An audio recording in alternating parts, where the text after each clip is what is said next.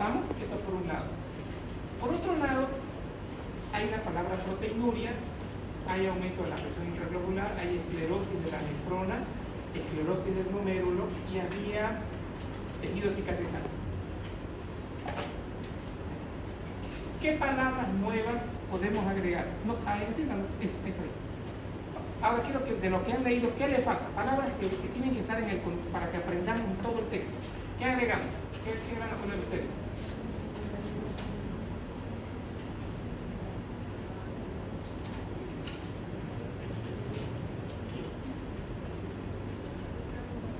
Vamos, ayúdenme.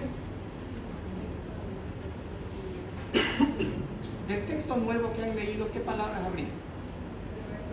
¿Perdón? No se escucha.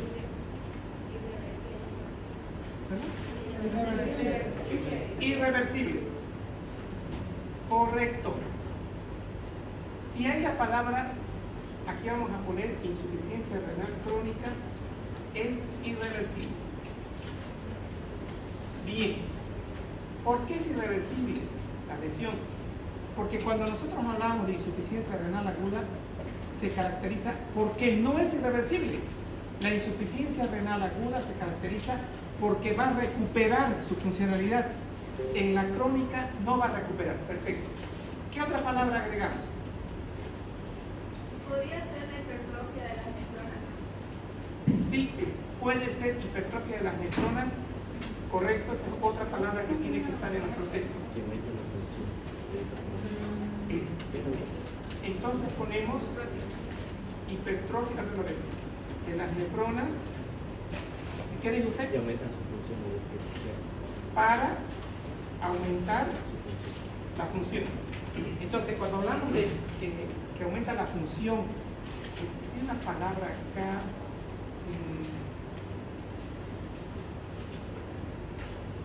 Es decir, la hipertrofia de las nefronas para aumentar la función de la nefrona.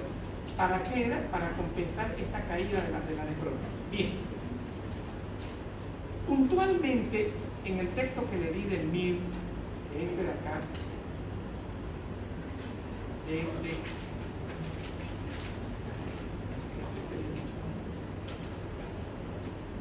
el Barreras.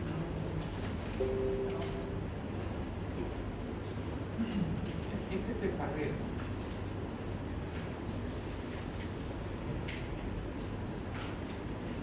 Vamos a coincidir que todos los libros dicen que hablar de insuficiencia renal es el déficit de las nefronas en el 50%. Y miren esto que dice acá. El daño es progresivo. O sea, no es que de un día al otro día se va a fregar la nefrona. Esto también tiene que estar daño, la disminución progresiva también forma parte de esa palabra. Lo que resulta en alteración del equilibrio hidroelectrolítico y ácido base, acumulación de solutos orgánicos que normalmente son escapados por el riñón y las alteraciones de la presión del metabolismo. Es decir, el sistema de excreción poco a poco se va a ir dañando. Entonces vamos a tener nosotros acumulación de potasio, acumulación de hidrogeniones, disminución de bicarbonato. A eso se refiere este texto de acá. Pero ahora yo quiero que entremos ya en esto de acá. Uno de los principales mecanismos de compensación es la hiperfiltración glomerular, que consiste en que las nefronas no dañadas por la lesión inicial se vuelven hiperfuncionantes. Entonces, vamos ahora con esta diapositiva y aquí empieza esta palabra clave, que no la podemos modificar. Todos coinciden en eso. Disminución del número de las nefronas en el 50%. Eso es clave. ¿Qué lleva a una insuficiencia renal crónica? Miren lo que dice acá. Diabetes, hipertensión arterial sistémica. Ahora, aquí quiero enseñarles algo. De acá deben haber 5 alumnos o 10 que tienen papás o mamás o tíos diabéticos. Señores, si sus padres, sus madres, sus tíos no se curan su diabetes, en el lapso de 10 años están con daño renal progresivo. y están haciendo diálisis. Entonces, pero vean, yo cuando trato diabetes, yo no estoy tratando solo bajada de azúcar, mi cabeza está evitar llegar a daño renal crónico. ¿Cómo lo voy a hacer eso? Evitando la progresión, porque ahorita vamos a ver causas de progresión de la enfermedad. Entonces, la diabetes, hacer un buen control del azúcar, que el paciente coma sano, que tome sus remedios y que camine. La hipertensión arterial, ¿cómo voy a hacer prevención? Ensalada sin sal, yuca sin sal y huevos sin sal. ¿Por qué les digo eso? Van a hacer este experimento en casa, pongan una cartulina negra y pongan su ensalada y hagan así con el salero. Ahí se van a dar cuenta la cantidad de sal que le ponemos a la ensalada. Lo mismo con el huevo, lo mismo con la yuca. Entonces estos productos tienen mucha sal. Y si yo quiero hacer contención de hipertensión arterial, para que no haya progresión, fíjense, no quiero progresión de enfermedad, tengo que controlar la diabetes. Y aquí, esto es un detallito que quiero que se lleven, no necesitan tener 40 años para aprender esto. ¿Qué pasa si uno de ustedes debuta con insuficiencia renal crónica de la noche a la mañana? Ustedes tienen 20 años y resulta que ahora tienen 4 de creatinina y no son hipertensos. ¿Qué pasó? Enfermedad autoinmune. La más común, lupus. La más común, lupus. Ya si no es lupus, pueden ser otras cosas como amiloidosis si quieren, pero son otras enfermedades raras. Infecciones sistémicas, especialmente el tracto urinario crónico, la litiasis renal que causa obstrucción en algunos casos, y las drogas también pueden llevar a una insuficiencia renal crónica. ¿Y qué es la insuficiencia renal crónica en sí? Es esto, ¿no? Es un daño renal progresivo, irreversible, y que el concepto es disminución de las nefronas del 50%. Y acá, fíjense en la diapo, hice esto. Hice una flecha que se viene hasta acá y dice, y esto fue porque Carlos me dice, ¿y dónde queda la uremia? ¿Dónde queda la anemia? ¿Dónde queda la leucocitosis? Sí, pero cuando el paciente tiene un déficit del 20, o sea, del 80% de daño renal. O sea, cuando la funcionalidad de la nefrona es del 20%, señores, ya ese paciente va a ir a diálisis. Sí o sí va a entrar a diálisis. ¿Por qué? Porque ya no tiene número de nefronas funcionantes. Entonces, aquí lo que tenemos que evitar nosotros es toda la progresión de la enfermedad, de la insuficiencia renal crónica. Y esto vendría a ser lo que caracteriza a la insuficiencia renal crónica. ¿Qué más tengo acá? Tengo lo siguiente.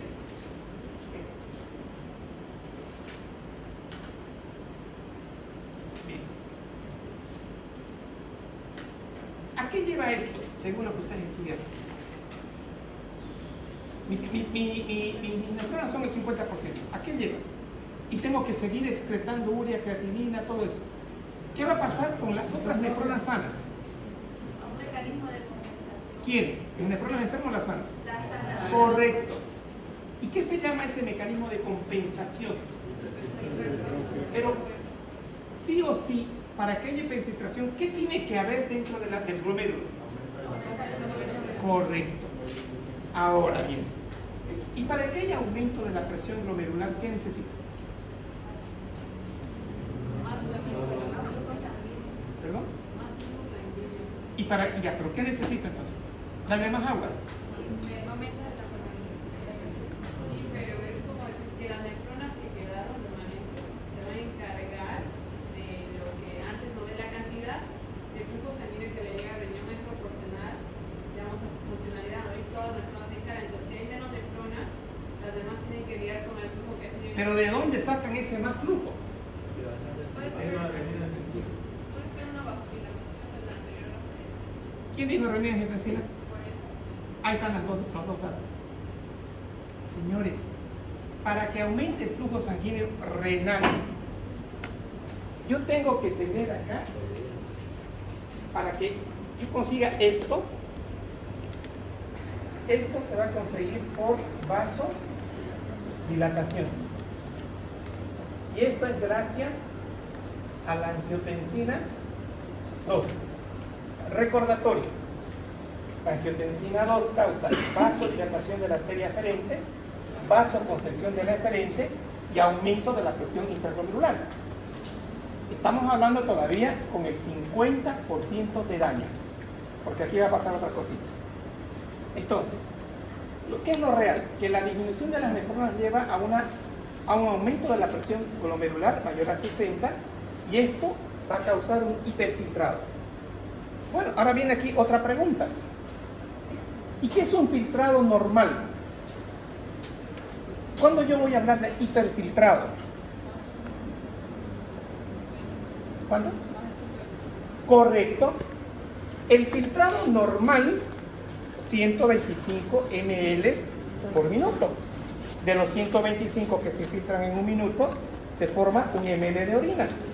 Entonces, el decir hiperfiltrado tiene que ser mayor a 125 ml barra minuto. Listo. Entonces, ahora quiero que le demos vida al concepto hiperfiltrado. Ya. ¿Esto a qué lleva? Esto va a llevar ya a pérdida de albúmina por el glomérulo. ¿Y qué dice aquí? Aumento de la filtración de proteínas. Y aquí pusimos una palabra. Proteinuria. Entonces, voy a agregar la palabra proteinuria. Listo. Quiero que ahora en el texto del libro que les envié, del MIR, en el libro que vean de Guzmán, quiero que se concentren en la palabra proteinuria y me digan qué pasa con la proteinuria. Eso quiero que se concentren. Vean.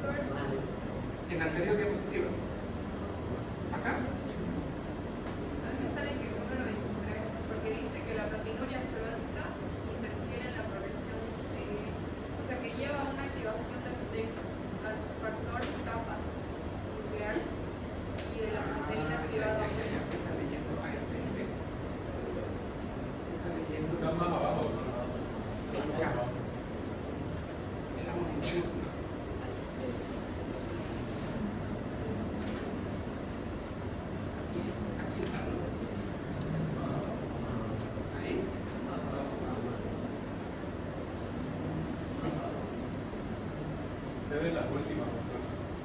De la última, ¿cuál? Ahí, Una anterior a esta. ahí, Ahí. ahí. Vamos a ver.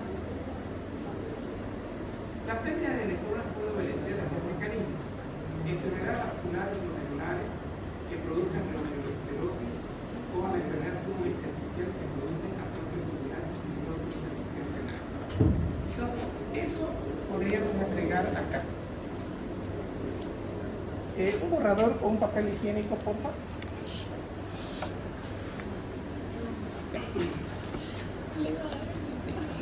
Esto ya está anotado, ¿no?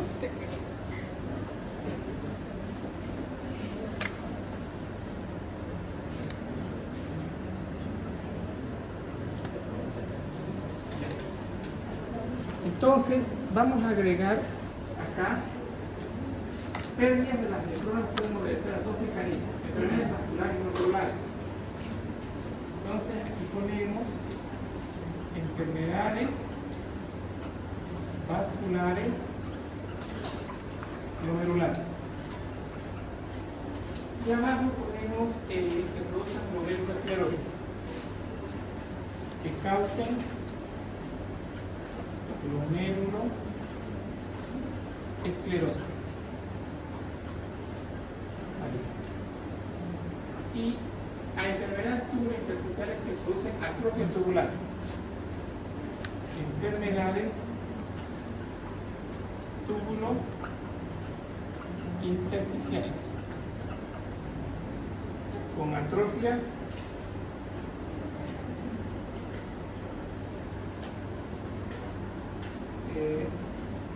tubular y fibrosis. Miren esto. Y fibrosis intersticial renal.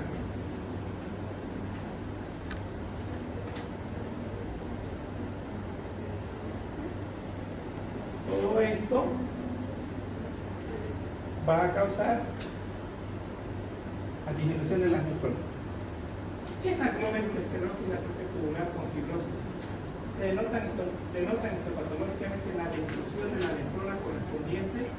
Además, ambas lesiones histológicas se asocian entre sí en el sentido de que un glomérulo que se esclerosa y deja de funcionar producirá destrucción del túbulo o un túbulo enfermo. Llevará a la pérdida funcional de una nefrona y la glomerulosclerosis secundaria. O sea,